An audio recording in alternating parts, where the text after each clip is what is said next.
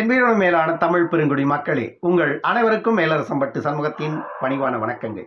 அன்பு உறவுகளே, நம்முடைய சேனலை நீங்கள் பார்ப்பது இதுவே முதல் முறையாக இருந்தால் நம்முடைய காணொலிகள் தொடர்ந்து உங்களுக்கு வர வேண்டும் என்றால் உடனே சப்ஸ்கிரைப் செய்து கொள்ளுங்கள். தொடர்ந்து நம்முடைய காணொலி பற்றின உங்களுடைய மேலான கருத்துக்களை கருத்துரை பகுதியிலே தவறாமல் பதிவு செய்யுங்கள். அன்பு உறவுகளே, வாருங்கள் இப்பொழுது காணொலிக்குள்ளே செல்லுவோம். சிதம்பரத்தில் நேற்று திருமாவளவன் அவர்களையும் மயிலாடுதுறை வேட்பாளர் சுதா அவர்களையும் ஆதரித்து தமிழ்நாட்டின் முதலமைச்சர் மு.க. ஸ்டாலின் இந்தியா கூட்டணி வெற்றி பெற வேண்டும் என்று மிகப்பெரிய ஒரு பிரம்மாண்டமான பிரச்சார பொதுக்கூட்டத்தில் சிதம்பரத்தில் பேசினார்.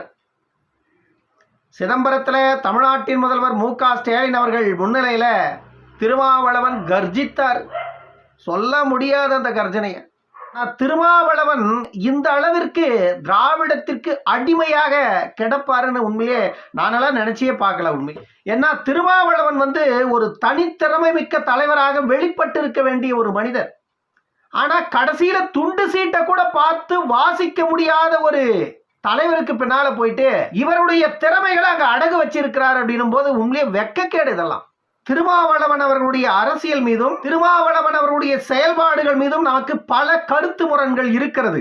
மேடை பேச்சில ஒரு சிறந்த தலைவர் தான் திருமாவளவன், அதை மறுக்க முடியாது. ஆனா மேடையில ஏறிட்டா மக்களை உட்கார வைக்கிற அளவுக்கு பேச்சு திறன் உண்டு திருமா கிட்ட, அதை இல்லை நம்ம சொல்ல முடியாது. ஆனா அந்த பேச்சு திறன் கூட தமிழ்நாட்டின் முதல்வராக இருக்கின்ற ஸ்டாலினுக்கு இல்லை அப்படிங்கிறது எல்லாருக்குமே தெரியும் மக்களுக்கு. ஏன்னா ஸ்டாலின் ஒரு மேடைக்கு போறாருன்னா இந்த மேடையில இன்றைக்கு எதையெல்லாம் நாம் பேச வேண்டும் அப்படின்னு ஏற்கனவே அவருக்கு பின்னாடி ஒரு டீம் வேலை செஞ்சிட்டு இருக்கோம். அந்த டீம் எழுதி கொடுக்கறதுனா அங்க போயிட்டு அவரு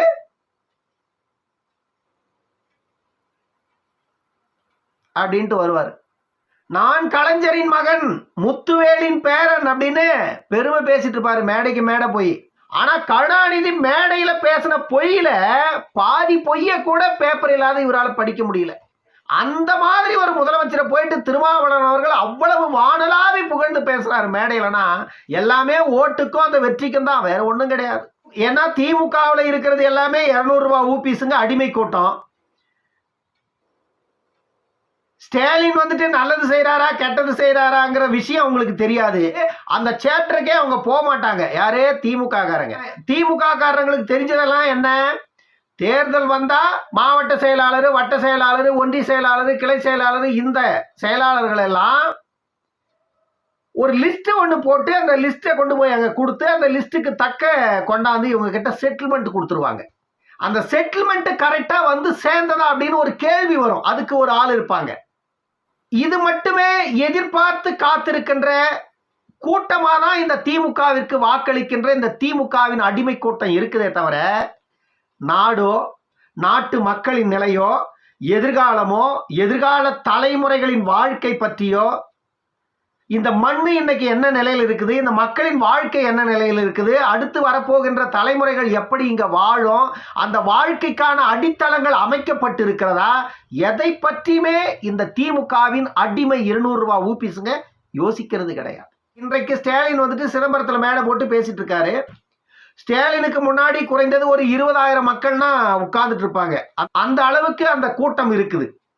அந்த 20,000 மக்களை கூட அங்க கொண்டு சேர்ப்பதற்கு மிக முக்கியமாக திமுக கூட்டத்துக்குன்னா கோட்டை கோழி பிரியாணி அவசியம். கோட்டை கோழி பிரியாணி கையில காசு 200, இதை கொடுக்கறதுக்கு கூட பல லட்சங்கள் அங்க செலவு பண்ணணும். ஒரு பொதுக்கூட்ட மேடையை போட்டு வேட்பாளரை அறிமுகம் பண்ணி பேசணும் முதலமைச்சர் அப்படின்னா குறைந்தது பல லட்சங்கள் அங்க அழிக்க வேண்டி இருக்கும்.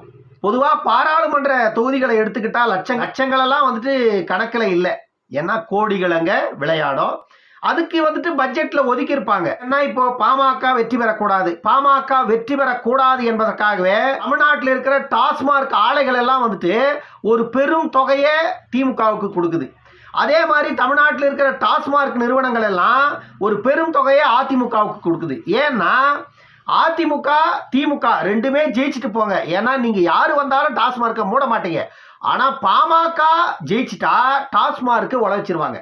அதனால பாமக வெற்றி பெறக்கூடாது என்பதற்காக இந்த போதைக்கு சம்பந்தமான அத்தனை டிபார்ட்மெண்ட் பாமகவிற்கு எதிராக களமிறங்கி கொண்டிருக்கிறது எல்லா தொகுதிகளிலையும்.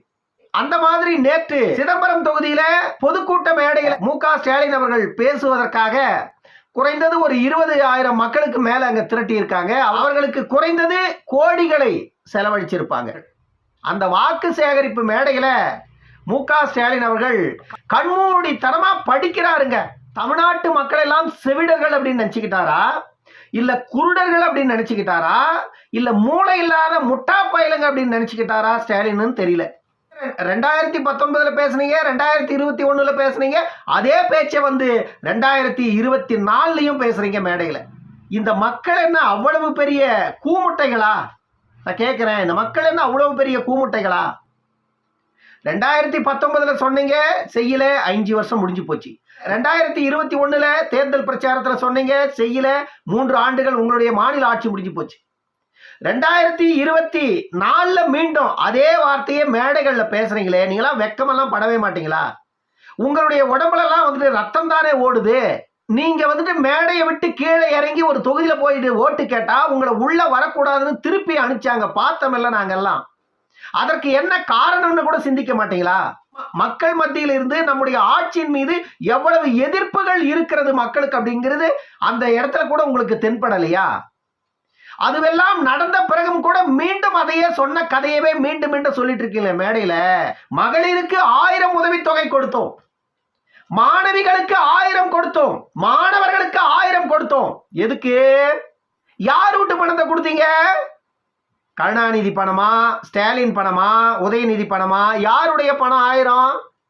அரசாங்க பணம். அரசாங்க பணம்னு சொல்லலாம். ஆனா உலக வங்கியில 2 லட்சம் கோடி கடன் வாங்கிக்கிறீங்களே, அதுக்கான கணக்கு எங்க காட்டுவீங்க? 2 லட்சம் கோடியை கடன் வாங்கினதுனால தானே இப்ப 6 லட்சம் கோடியா மாறி இருக்கு. அந்த 2 லட்சம் கோடி கடனை எதுக்கு வாங்குனீங்க? மாணவிக்கு 1000, மாணவருக்கு 1000, குடும்ப தலைவிக்கு 1000, இதுக்கெல்லாம் மாசம் பல 1000 கோடி. இந்த பல 1000 கோடியை எங்க இருந்து ஈட்டுகிறீர்கள்?